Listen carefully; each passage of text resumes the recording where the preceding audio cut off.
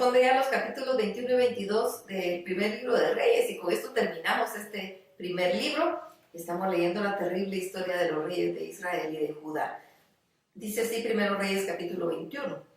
Después de estos sucesos resultó que un hombre llamado Nabot de Jezreel tenía una viña en Samaria, junto al palacio del rey Acab. Y Acab habló con Nabot y le dijo: tu viña está cerca de mi palacio, dámela, a cambio de otra mejor. Quiero plantar ahí un huerto de legumbres. Si lo prefieres, te pagaré con dinero lo que valga. Pero Nabot le respondió: que el Señor me libre de hacer esto. Yo no puedo vender la herencia de mis padres. Acab regresó a su palacio triste y decepcionado porque Nabot le dijo que no podía vender la herencia de sus padres, y se fue a la cama sin comer y sin querer ver a nadie. Entonces Jezabel, su mujer, entró en su alcoba y al verlo triste le preguntó: ¿por qué estás tan desanimado? ¿Por qué no comes? Y Acab le respondió: fui a ver a Nabot de Jezreel y le pedí que me diera su viña a cambio de otra mejor, porque si quería dinero yo se lo pagaría, pero me dijo que no me daría su viña. Entonces Jezabel le preguntó: ¿y acaso no eres tú el rey de Israel? Vamos, come y emborráchate, yo me comprometo a darte la viña de Nabot. Enseguida Jezabel escribió cartas a nombre de Acab, las selló con su anillo y las envió a los ancianos de los jefes que vivían en la ciudad de Nabot. Las cartas decían: que se proclame ayuno y que Nabot comparezca ante el pueblo, que sean presentados como testigos dos sinvergüenzas que acusen a Nabot de haber blasfemado contra el Señor y contra el rey, que sea arrojado a la calle y apedreado hasta que muera. Y los ancianos y jefes del pueblo que ahí vivían cumplieron las órdenes de Jezabel, tal y como las había puesto por escrito. El ayuno se promulgó y se hizo comparecer a Nabot ante el pueblo. Luego llegaron los dos sinvergüenzas y sentándose frente a Nabot dijeron: Nabot ha blasfemado contra el Señor y contra el rey. Dicho esto, lo llevaron fuera de la ciudad y ahí lo apedrearon hasta matarlo. Luego enviaron un mensajero a Jezabel para que le informara que Nabot había sido apedreado y estaba muerto. Y en cuanto Jezabel lo supo, fue a decirle a Acab: ve a tomar posesión de la viña de Nabot de Jezreel, no te quiso vender. Nabot acaba de morir. Al enterarse Acab que Nabot de Jezreel había muerto, fue a la viña y tomó posesión de ella. Pero la palabra del Señor vino a Elías el tisbita y le dijo: ve ahora mismo a Samaria y busca al rey Acab. Está en la viña de Nabot, pues ha ido a tomar posesión de ella. Y vas a decirle lo siguiente: así ha dicho el Señor, ¿no es verdad que asesinaste a Nabot para quitarle lo que era suyo? Pues así ha dicho el Señor: en el mismo lugar en donde los perros lamieron la sangre de Nabot, lamerán tu propia sangre. Pero Acab le replicó a Elías: al fin me has encontrado, enemigo mío. Y Elías respondió: te he encontrado porque te has hecho esclavo de la maldad en la presencia misma del Señor. Pero el Señor te dice: voy a castigarte, voy a barrer hasta el último varón de tu palacio, sea libre o esclavo, como si fueran polvo. Lo mismo que hice con la familia de Jeroboam, hijo de Nabat, y con Basá, hijo de Agías, lo voy a hacer con tus descendientes, porque te has rebelado contra mí y has hecho pecar a mi pueblo para provocar mi enojo. En cuanto a Jezabel, tu mujer, yo el Señor declaro que los perros se la comerán en la muralla de Jezreel. A cualquier descendiente tuyo que muera en la ciudad se lo comerán los perros, y el que muere en el campo se lo comerán las aves de rapiña. En realidad ningún otro rey fue como Acab, incitado por Jezabel, su mujer, y se entregó a hacer lo malo a los ojos del Señor. Fue un rey despreciable, pues se fue en pos de los ídolos a la manera de los amorreos, pueblo al que el Señor desterró de entre los israelitas. Después de que Acab escuchó a Elías, se rasgó sus vestiduras reales, se vistió de cilicio y ayunó. Luego se acostó sobre cenizas y ahí sí durmió y anduvo humillado ante el Señor. Entonces la palabra del Señor vino a Elías tisbita y le dijo: ya viste cómo Acab se ha humillado ante mí. Solo por eso, y mientras viva, no le enviaré la desgracia que le había anunciado. Pero su hijo y sus descendientes sí la padecerán. Primero Reyes capítulo 22. 3 años transcurrieron sin que Siria e Israel estuvieran en guerra, pero al tercer año el rey Josafat de Judá fue a visitar al rey Acab de Israel, y este dijo a sus oficiales: ya no se recuerdan que Ramot de Galaad nos pertenece, está en poder del rey de Siria y nosotros no hemos hecho nada para recuperarla. A Josafat le preguntó: ¿quieres acompañarme a recuperar Ramot de Galaad? Y Josafat le respondió: tú y yo somos hermanos, nuestros pueblos también lo son, y tu caballería y la mía es una sola. Pero te sugiero que antes consultes qué dice el Señor al respecto.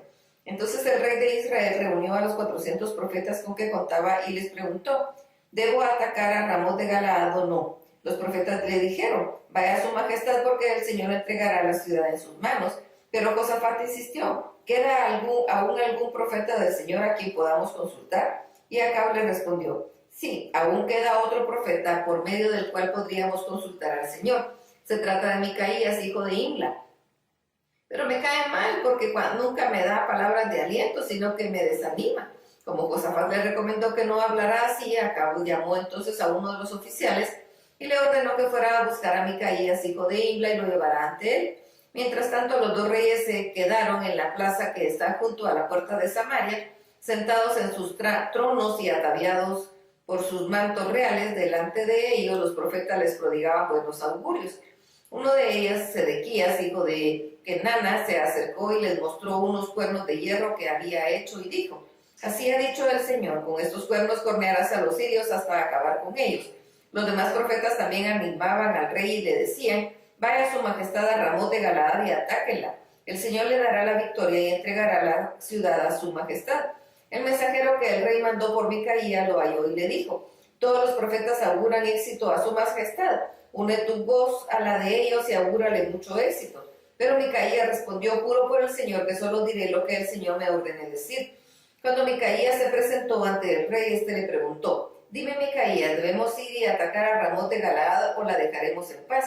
Y Micaías le respondió, ve y atácala, que saldrás victorioso, el Señor te va a entregar. Pero el rey le dijo, ¿cuántas veces tengo que decirte en el nombre del Señor que me digas solo la verdad? Entonces Micaías le dijo, tuve una visión y en ella vi al pueblo de Israel disperso por los montes como ovejas sin pastor. Entonces el Señor dijo, esta gente no tiene quien la guíe, es mejor que todos se regresen a su casa en paz. El rey de Israel se volvió a Josafat y le dijo, ¿no te lo había dicho ya? Micaías nunca me anuncia nada bueno, solo me anuncia calamidades. Pero Micaías replicó, ahora vas a oír la palabra del Señor. Yo vi al Señor en su trono rodeado de todos los ejércitos del cielo, y el Señor preguntó, ¿quién incitará acá para que ataque a Ramón de Galaad y sea derrotado? Las opiniones estaban divididas, pero un espíritu se presentó ante el Señor y dijo que él lo incitaría. Cuando el Señor le preguntó cómo lo haría, el espíritu dijo, voy a mezclarme entre los profetas y los haré decir mentiras. Entonces el Señor le dijo, pues ve y hazlo pronto, indúceles a que hagan lo que dices. Así que el Señor ha puesto en labios de tus profetas un espíritu que los hace decir mentiras. Y el Señor ha determinado que te sobrevenga la calamidad. En ese momento el profeta Sedequías, hijo de Kenana, se acercó a Micaías y le dio una bofetada al tiempo que le decía, ¿en qué momento el espíritu del Señor me abandonó para hablarte a ti? Micaías le respondió, lo sabrás cuando andes huyendo y escondiéndote de casa en casa. Entonces el rey de Israel dijo, tomen preso a Micaías y llévenlo a Amón, el gobernador de la ciudad, y ante Joás mi hijo. Díganle que yo, el rey de Israel, he dicho, metan en la cárcel a este hombre, en vez de pan y agua manténganlo angustiado y afligido hasta que yo regrese en paz. Pero al instante Micaías añadió, si acaso regresas en paz, entonces el Señor no ha hablado por medio de mí. Escúchenlo bien, pueblos todos. El rey de Israel, el rey de Judá salieron juntos contra Ramón de Galaad, y el rey de Israel le dijo a Josafat, voy a entrar en batalla disfrazado, pero tú puedes usar tu misma ropa. El rey de Israel entró en la batalla disfrazado, pero no sabía que el rey de Siria había ordenado a los 32 capitanes y a sus carros de combate no pelear contra ningún soldado israelita, grande o chico, sino buscaría atacar solo al rey de Israel. Así que cuando los capitanes vieron a Josafat, dijeron, miren, ahí está el rey de Israel. Entonces el rey Josafat gritó con fuerza, y al ver los capitanes de los carros que no eran del rey de Israel, se alejaron de él, pero un arquero lanzó una flecha al aire, y la flecha alcanzó al rey Acab y le penetró entre las junturas de su armadura. Al sentirse herido, el rey le ordenó a su cochero darse la vuelta y sacarlo del campo de batalla, porque estaba herido. Pero la batalla arreció y el rey tuvo que quedarse en su carro y hacerle frente al ejército sirio, pero la sangre corría por el fondo del carro y al caer la tarde murió. Al ponerse el sol, un pregonero clamó, regresen todos a su ciudad y a su tierra. Así fue como el rey Acab murió y fue llevado a Samaria, donde lo sepultaron.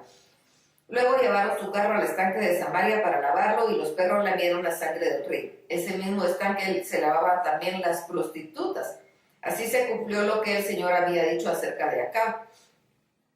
todos los hechos de Acab y la construcción de su templo, su palacio de marfil y todas las ciudades que mandó edificar se hallan registrados en el libro de las crónicas de los reyes de Israel. Y Acab murió y fue a reunirse con sus antepasados. En su lugar reinó su hijo Ocosías.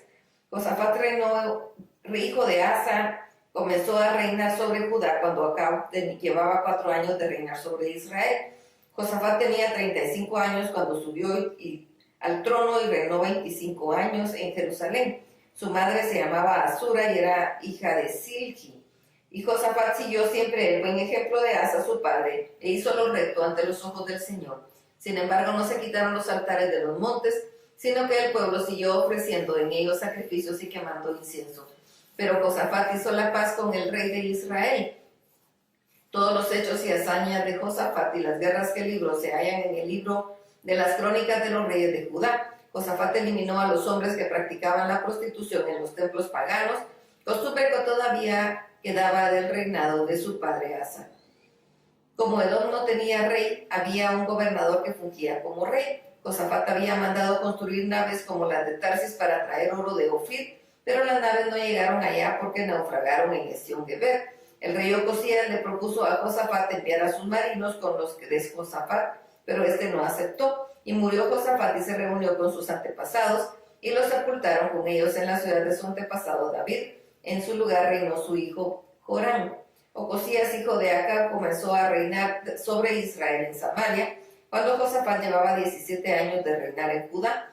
Pero Ocosías siguió el mal ejemplo de su padre, de su madre y de Jeroboam, hijo de Nabat, e hizo lo malo ante los ojos del Señor, haciendo pecar al pueblo de Israel. Sirvió y adoró a Baal como antes lo había hecho su padre, y esto provocó la ira del Señor, Dios de Israel. Qué terrible final para este libro. Así es el corazón del hombre, impactante. Debemos estar pegados a Dios. Hasta aquí la lectura. Dios los bendiga.